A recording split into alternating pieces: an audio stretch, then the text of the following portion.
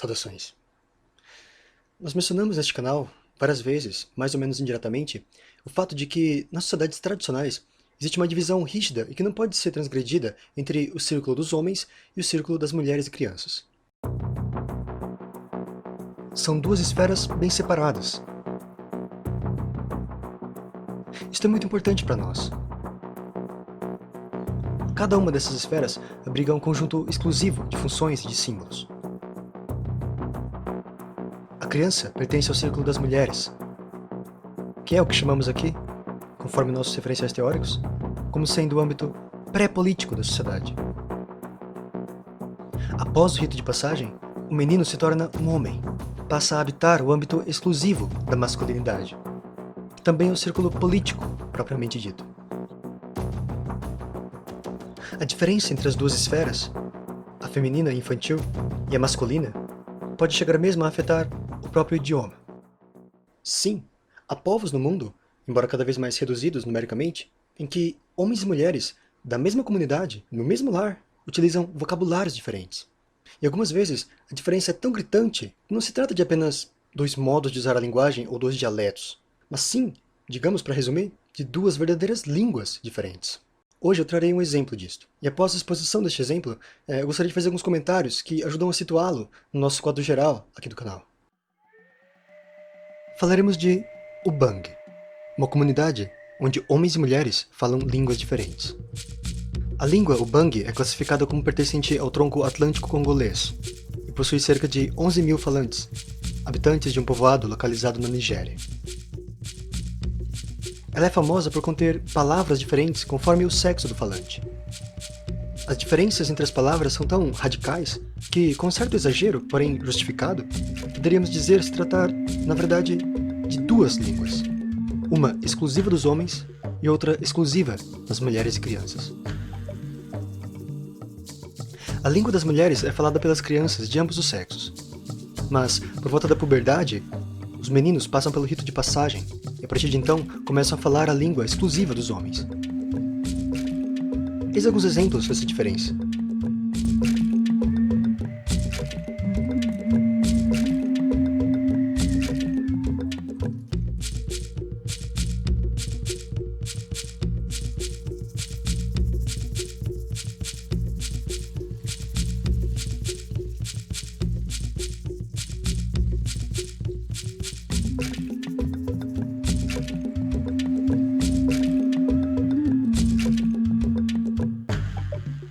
Yam in female language is called Irui.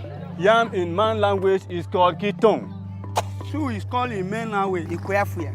Shoe in female language is Ikweaba. A cob in female language is Ogbala. Male language as Inko.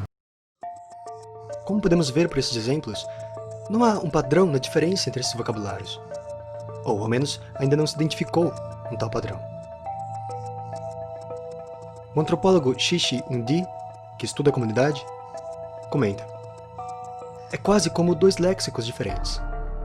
Há muitas palavras que são compartilhadas por homens e mulheres, mas há muitas outras que são completamente diferentes, dependendo do sexo. Elas não soam sequer parecidas, não contêm sequer as mesmas letras. São completamente diferentes. Os ubangueses afirmam que a diferença lexical consiste em uma bênção de Deus enviada a eles. O que nos recorda o topos universal de que a humanidade recebeu o dom da fala de Deus junto com todos os atributos humanizadores, isto é, que a separa das bestas, assim como a diferenciação sexual, aliás, que sempre vem junto no pacote.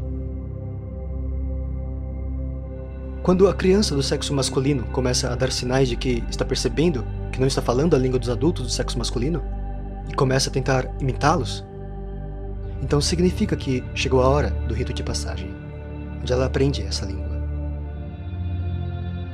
Se a criança, chegada a certa idade, não dá o mínimo sinal dessa percepção, ou falha na transição à língua dos homens, ela é considerada anormal. Diz o antropólogo mencionado: homens e mulheres operam ali em esferas separadas. É como se vivessem em dois mundos separados.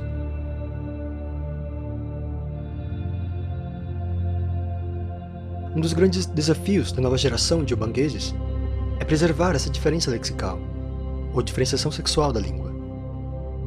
Pois, na escola, eles são desencorajados a utilizá-la. Muitos estudantes são punidos por utilizarem sua língua materna. Aí vemos o clássico problema da imposição de uma língua nacional uniforme sobre as línguas locais, que são não apenas um modo de comunicação, mas a própria edificação cósmica desses povos.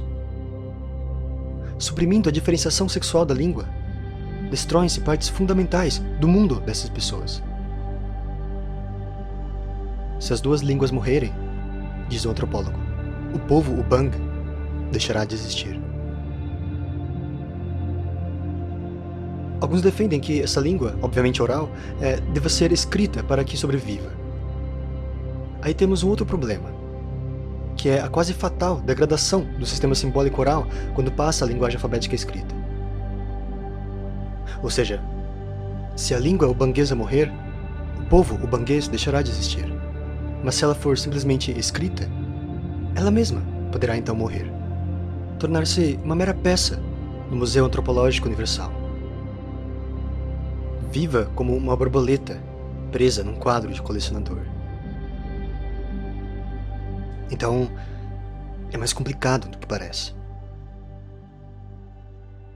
O exemplo de Ubang é um dos mais eloquentes que temos para ilustrar como os círculos do homem e da mulher são separados nas sociedades tradicionais.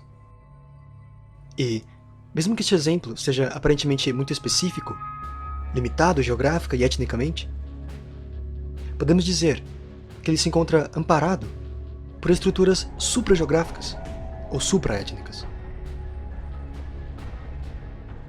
Aqui neste canal tentamos iluminar essas estruturas através de uma sabedoria tradicional a que chamamos metafísica dos sexos, que, apesar do nome, não dispensa uma observação fria, o mais fria possível, das sociedades humanas concretas. As diferenciações sexuais nas sociedades humanas, há um certo pleonasmo nisso, pois dizer sociedade humana é dizer imediatamente sociedades em que há diferenciação sexual. No momento em que for suprimida a diferenciação sexual, será suprimida a própria humanidade do homem. Enfim, as diferenciações sexuais não são meros construtos sociais. Os cientistas sociais, ou mesmo filósofos defensores dessas teses ou paradigmas socioconstrutivistas, por enxergarem apenas a parte humana desses sistemas, apenas a camada mais superficial dos símbolos, não conseguem entender que eles são a expressão de estruturas suprassociais e supra-humanas. E que, portanto, o ser humano não tem poder de improvisá-las ou alterá-las conforme seu efêmero interesse. Coisa que, se o homem tenta, acabará produzindo mais males do que aqueles que acha estar remediando. Sim, existem suspensões regulares dessa separação entre as esferas masculina e feminina. Momentos em que ambos se misturam. Porém, são instantes abertos pelo próprio sistema geral ou cosmológico dessas sociedades. Não são suspensões arbitrárias.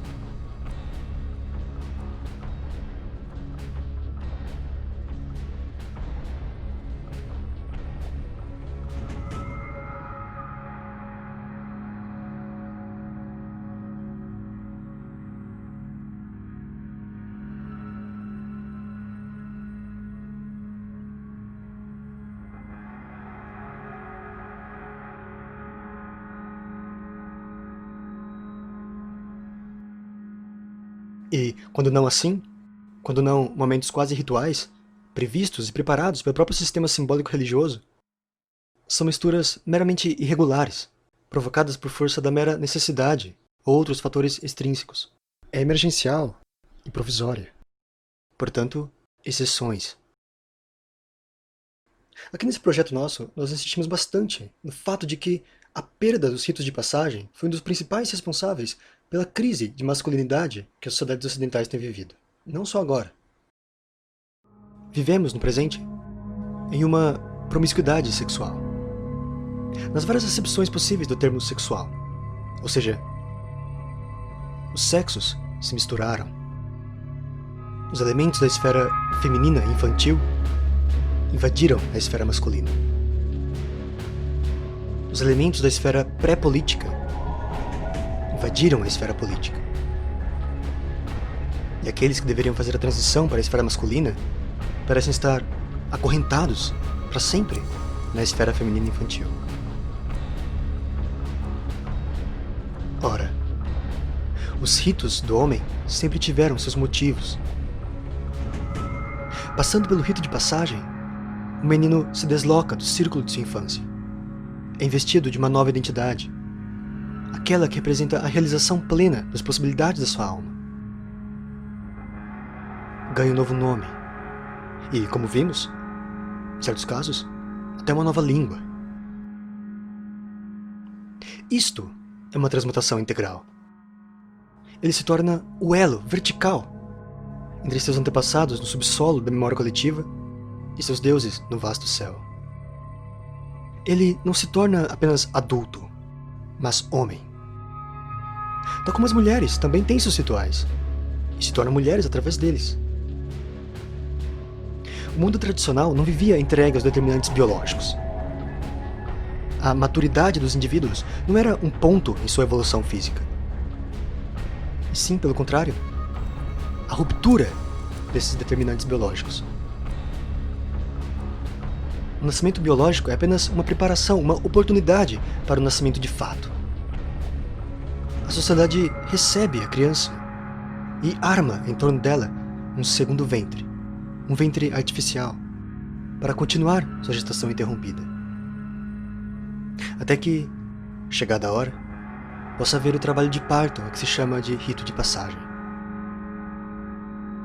Ao libertar-se do círculo da infância, que é o círculo do feminino, e que se confunde também com o reino dos instintos, o indivíduo rompe esse segundo ventre. E então verdadeiramente nasce para a vida verdadeira, para a plena virilidade.